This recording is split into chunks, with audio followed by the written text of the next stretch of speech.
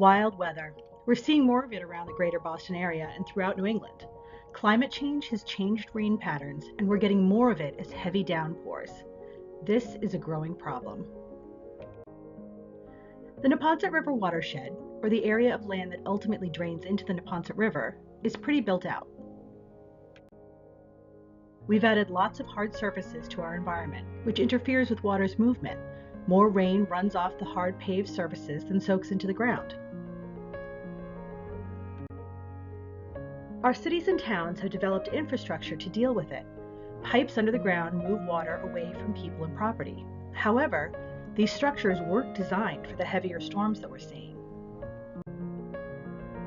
Climate-driven storms can overwhelm municipal storm systems, backing up in the pipes and causing flooding on streets and sidewalks. Some of that flooding might be a minor inconvenience, causing people to take a different route to school or work. Some of it, however, can be catastrophic. This image shows the aftermath of a short-lived rainstorm which closed Norwood Hospital at the start of a global pandemic in June of 2020. Communities and surrounding areas are still without its emergency and other departments as it remains closed.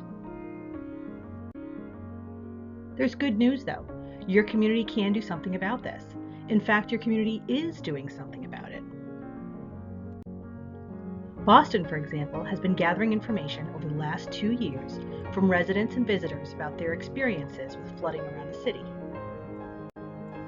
With a broad coalition of partners, the city has been identifying and prioritizing flooding hotspots for potential construction of green infrastructure. Now, what's green infrastructure, you ask?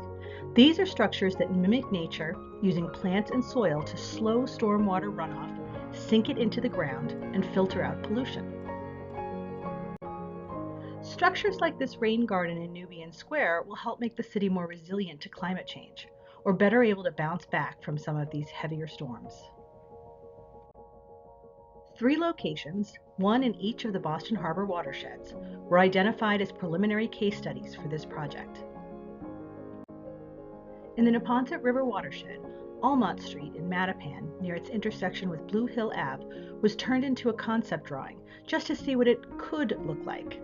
Importantly, there are no plans just yet in the works to change anything about Almont Street. The concept is a very preliminary sketch of what types of green infrastructure might fit in the space while maintaining necessary uses along this residential road. Here's what it looks like now. And here's a concept of what it could look like, eliminating some of the pavement and replacing it with grassy areas or plants, and incorporating traffic calming measures outside this busy public park. And while this first phase of the project may be coming to an end in June of 2026, stay tuned. The Neponset River Watershed Association and its Boston-based partners aren't done with green infrastructure and climate resilience yet. For more information about this project, or to view recordings of the public meetings and presentations associated with this project, visit this URL or scan the QR code with your phone's camera.